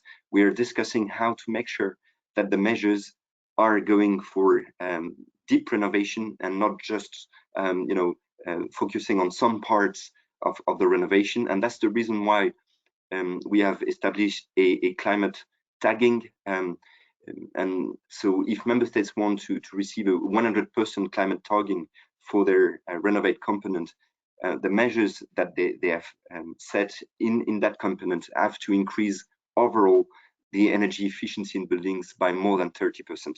So this is a very useful benchmark for discussing with member states. We are making very good progress with them for achieving a common goal of boosting energy renovation. I will stop there, being aware of the timing, but of course, I will be, and Stefan will be, fully at your disposal for answering any question. Thank you, Gaspar, very much for your short summary. I'm fully aware that there is so much to cover and so much to discuss that in the end, through this webinar, I think we're already collecting a lot of useful topics and issues to revisit when we launch the series in September. That's always the challenge with these webinars. We cannot have another conversation over a cup of coffee, just on the side of the event. So hopefully we will soon have physical meetings again. But with that, I would like to introduce Amy Royden-Bloom from the DOE, the Department of Energy. You're there, the acting director in the programs office for weatherization and intergovernmental programs. And you will talk to us how to support subnational entities through federal programs for a just transition to a clean energy economy. Amy, thank you very much for joining us. Please, the floor is yours. Thank you. Thank you. Can we go to the next slide, please? Thanks. Good morning. Thank you, Oliver, for the introduction and the excellent work of your team at the Buildings Performance Institute Europe to help bring us together today. It's a pleasure to be with you all virtually via this platform, and a special thank you to the Buildings Performance Institute Europe for organizing this event on behalf of the EU-funded program Strategic Partnerships for the Implementation of the Paris Agreement. Before I start, because this was truly a team effort, I want to acknowledge the staff in my office for their tireless work they do. In particular, thank you, Erica Burin, Amy Kidd, Jenna Zweig, Maureen Clapper, and Adam Guzzo, and everyone involved in making this event happen. DOE remains committed to building off of the progress that we have collectively achieved over these years. The dedicated work that the United States and the European Union have undertaken on implementing the clean energy initiatives is commendable. and we are very excited about the new prospects and opportunities that lie ahead in the coming years. In this presentation, I will highlight and provide updates on our core programs, current initiatives, some recent accomplishments, new goals and plans, and finally, the President's budget request for 22. I'll begin with a brief overview of the Weatherization Intergovernmental Programs Office, or WIP. In WIP, which is part of DOE's Office of Energy Efficiency and Renewable Energy, it is one of DOE's primary mechanisms for helping state and local governments implement cost-effective and productive energy systems for American homes, communities, businesses, and industries. State and local governments hold many of the key policy levers for advancing clean energy, such as building codes and the like. Through our programs and initiatives, we support a national energy strategy to create greater energy affordability, security, resiliency, justice, and equity. Next slide, please. WIP is made up of two programs focused on state and local governments, the Weatherization Assistance Program and the State Energy Program, and two teams that develop and deliver targeted technical assistance and strategic initiatives to state and local governments. Now I'll discuss the key WIP programs in more detail, starting with the Weatherization Assistance Program, which Dr. Gray mentioned in her presentation. Next slide, please. The Weatherization Assistance Program is the nation's oldest energy efficiency program, serving every county and every state, the District of Columbia, and 5 U.S. territories. Through home weatherization services, the Weatherization Assistance Program reduces energy costs for low-income households by increasing the energy efficiency of their homes while ensuring health and safety. The program supports 8,500 jobs and provides weatherization services to approximately 35,000 homes every year using DOE funds. Through weatherization improvements and upgrades, these households save an average of $283 every year. This program is critical to executing a just transition. Next slide. The Weatherization Assistance Program is an incredibly cost-effective program that generates more in savings and other benefits than it spends on weatherization. Weatherization returns $1.72 in energy benefits and $2.78 in non-energy benefits for every dollar invested in the program. Next slide, please.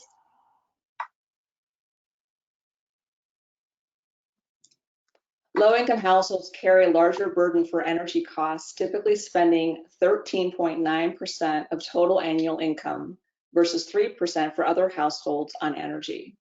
Often they must cut back on healthcare, medicine, groceries, and childcare to pay energy bills. Weatherization helps alleviate this heavy energy burden through cost-effective building shell improvements such as insulation and air sealing, heating, ventilation, and air conditioning systems, lighting, and appliances. Once installed, energy-efficient weatherization measures continue to save money and energy year after year, so funds can go towards other key living expenses. The Weatherization Assistance Program generates a variety of benefits for families as indicated on the slide. Next slide, please. Turning to climate change, home weatherization through the Weatherization Assistance Program has substantial positive climate impacts, both in terms of avoided emissions and in the estimated social value of emission reductions. By reducing energy demand, weatherization generates significant reductions in criteria air pollutants, which exacerbate local air quality, as well as carbon dioxide emissions. The Weatherization Assistance Program is thus a critical piece of this administration's strategy to achieve net zero emissions by 2050 and spurring the creation of millions of good-paying clean energy jobs. I'll now turn to the State Energy Program. Next slide, please. The State Energy Program, or SEP, was established under the Energy Policy and Conservation Act of 1975. The program provides support for core programs and initiatives in state energy offices in all 56 states, territories, and DC to advance their energy priorities and support innovative policies and programs. Specifically, the program's goals focus on increasing energy efficiency and investments in clean energy, improving energy security, promoting economic growth, and supporting underserved communities. SEP allocates funds to states via formula and competitive mechanisms. The amount of formula funds is based on a state's population size and energy use. Next slide, please. So this provides you a snapshot of how states spent their SEP formula dollars in 2018 and 2019. They have flexibility to spend their formula funds on a wide range of activities. In 2018 and 2019, about 30% of their funds went towards states' building-related initiatives, while almost half of the funds went towards policy planning and energy security. Some general examples of the types of programs funded through SEP include financial assistance for making energy efficiency upgrades, providing energy audits for public buildings and other facilities, technical assistance to support energy service performance contracts, and providing training for building operators to help them with operational energy savings. Next slide, please.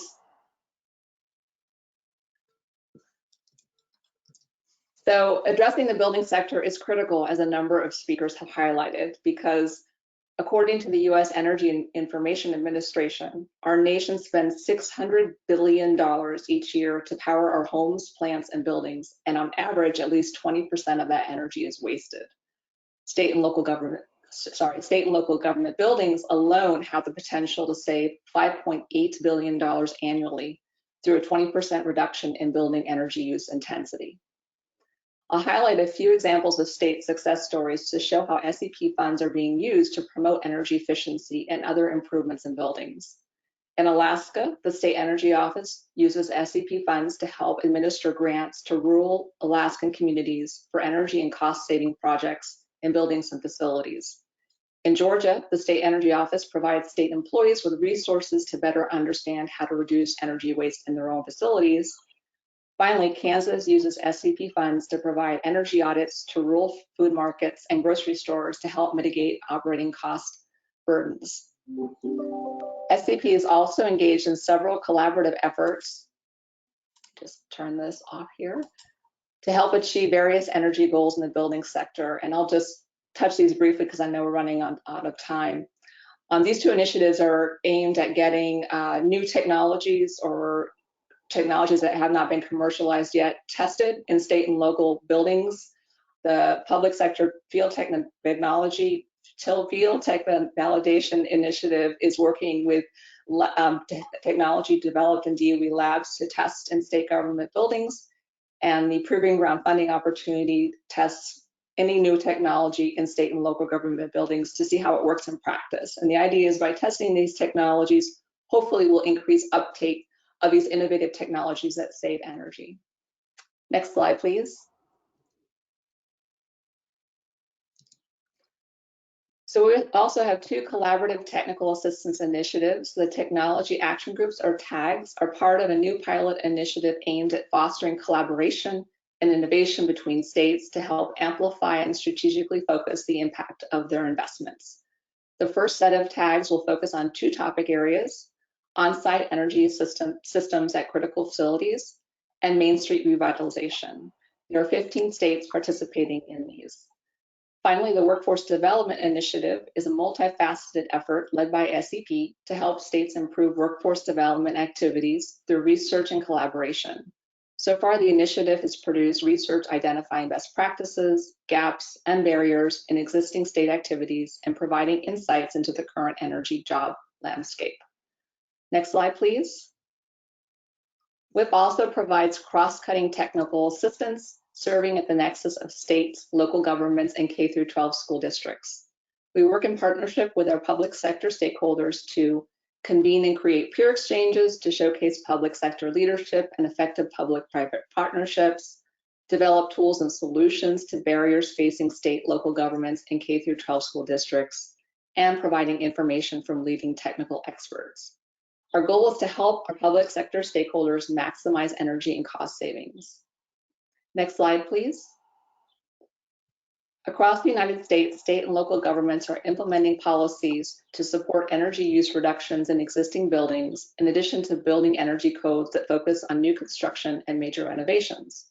More than 35 state and local governments have passed benchmarking and transparency policies, and approximately 20 state and local governments require performance standards or other energy savings actions.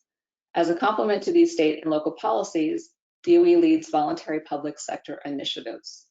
As you can see, these initiatives have resulted in significant outcomes, reducing energy use in buildings and infrastructure, saving money, and catalyzing financing for building energy upgrades.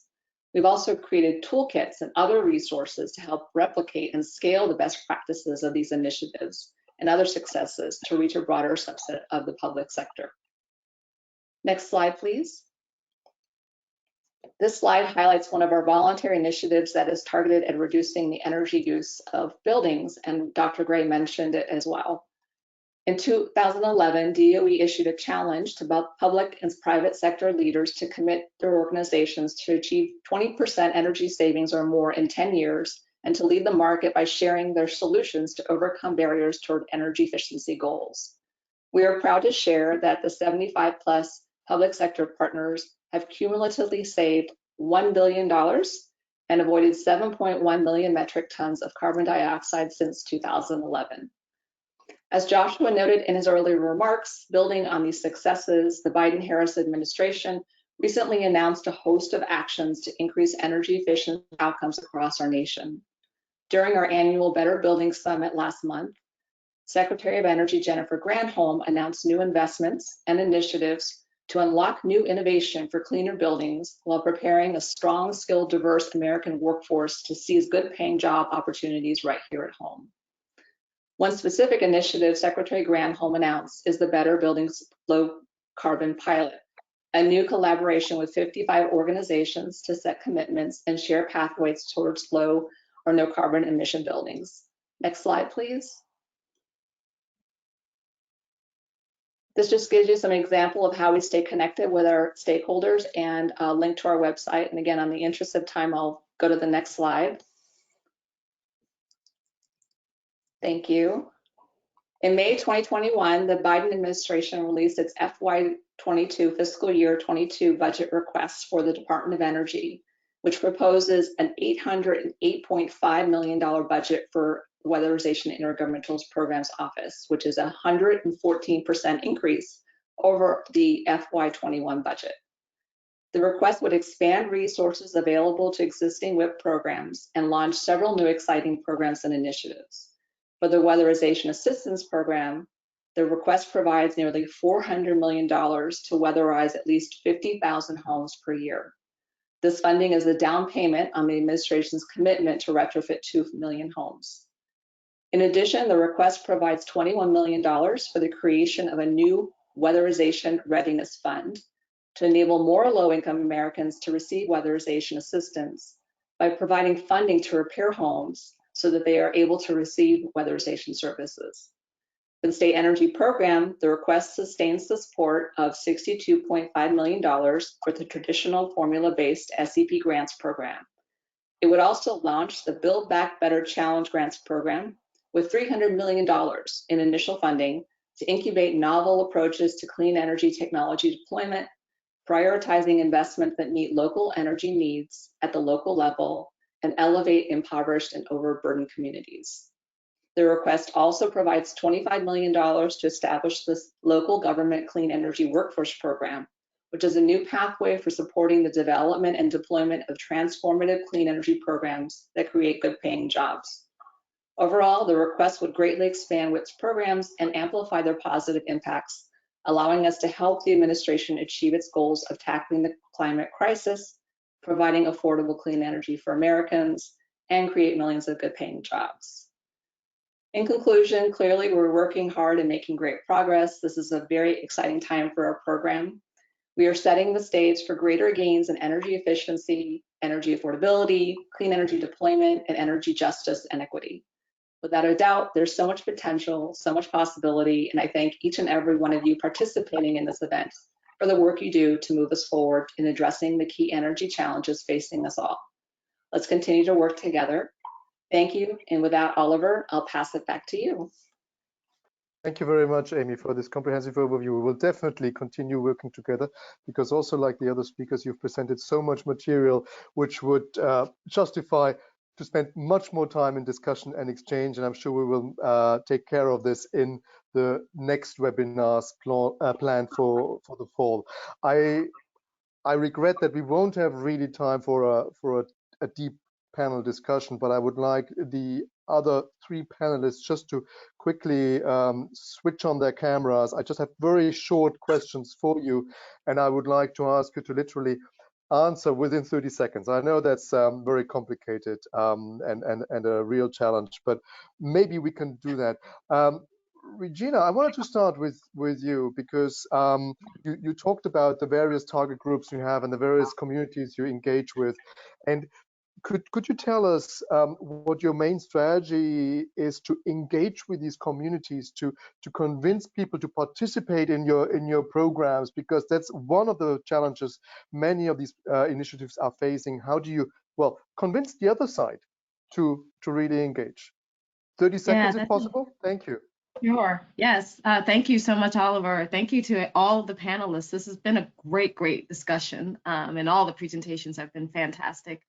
I think the biggest barrier that we face in terms of engaging the larger community, stakeholders, partners, what have you, I think it's more so, it's two parts of it. Incentives, providing an incentive structure for people to understand what they get out of investing in long-term energy efficiency reduction. I think that's one of the biggest barriers. Is just convincing people of the proper strategy, incentivizing them to join us and become a bit more collaborative in our efforts to reach the larger community and get people to understand how important this is to start the process. So I would say the biggest barrier is education and creating an incentive.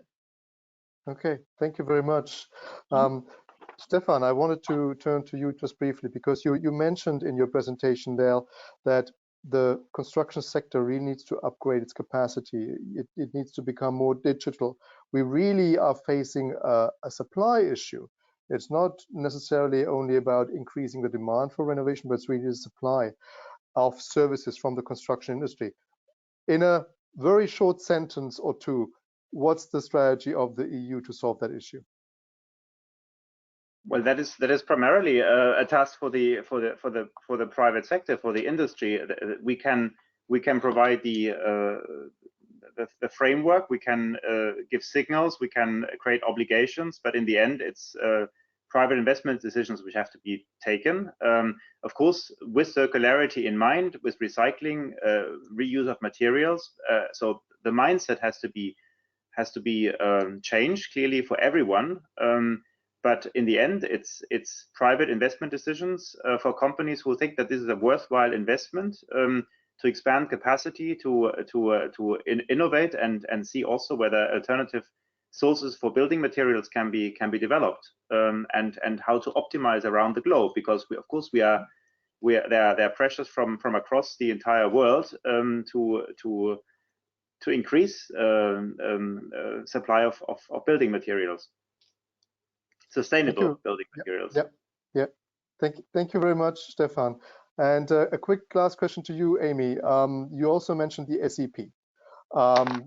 And basically the program to launch additional supply from industry, workforce training, and so on, workforce development. Do you think that was one of the key success factors of your program, or was it just good to have as well to get buy-in from the construction industry, or would you say that is essential to increase the weatherization efforts?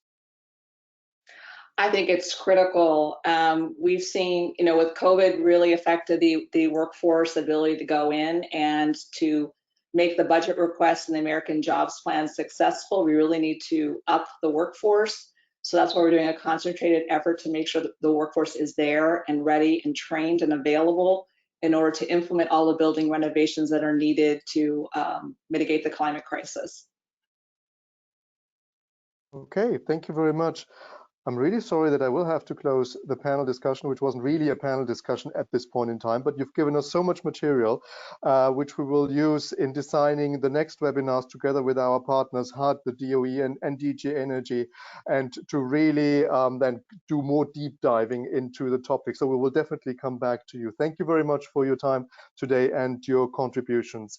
And with that, I would like to hand over to Cindy Campbell, for the final closing remarks. Cindy, you're the Director for International and Philanthropic Affairs at the HUD, the U.S. Department for Housing and Urban Development. You have a long and distinguished career and many roles and responsibilities in the administration. Thank you very much for joining us today. And please, the virtual microphone and floor is yours for the closing remarks. Thank you so much. And yet, I think our biggest regret is we just need more time because it's such a good conversation. So first and foremost, let me just thank everyone because this is very exciting for us because this is the first start of this partnership. So thank you on behalf of the United States Department of Energy, the U.S. Department of Housing and Urban Development, and being able to participate in this conversation. As we know, this is a priority for our country and for all of our agencies. And as I heard over and over again in this session, this work is critical. We know it's critical and we know it has to be done. And it is no longer optional. We have got to do this.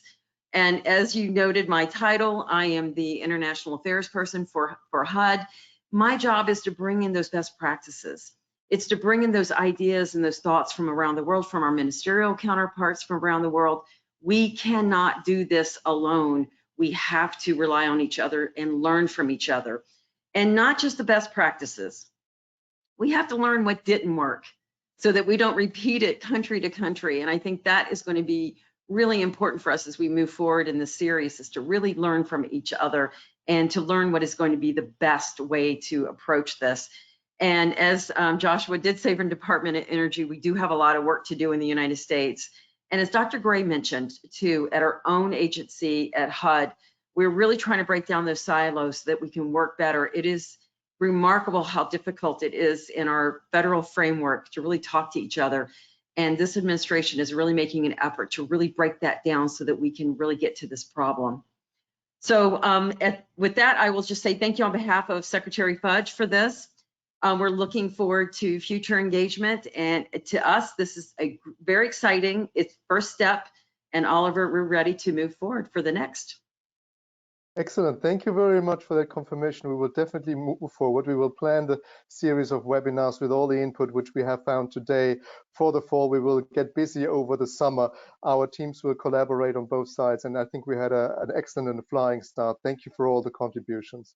And with that, I only want to announce that the next webinar will take place in September, probably in the second half. We don't have a date locked in yet, but we will announce that, of course, very soon. It will focus in particular on the affordability, how to make sure that efficient, climate-friendly housing does not go through the roof in terms of cost, that it really stays affordable. And then we will define the other topics for the fall based on the many inputs we have received today, and I'm sure we will receive in the future. So thank you all for joining us today. Best wishes from a sunny and hot Brussels to the US and to the many other places where you may be coming from and have joined us today. All the best wishes, and stay tuned for further announcements. Bye-bye. Bye-bye. All the best. Thank you very much.